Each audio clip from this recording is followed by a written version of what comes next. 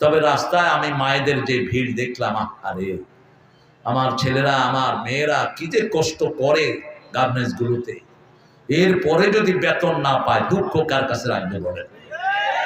একটা টিফিন বাটি নিয়ে চলে আসে সকাল বেলায়, ঠিক না ঠিক? সারাদিন হাড় ভাঙা পরিশ্রম করে, তারপরেও বহু গার্মেন্টস এর পান্ডা মালিকেরা এদের অধিকার ঠিক মতো দেয় না। তবে মন্ডল গ্রুপের এই বদনাম নাই বলবে।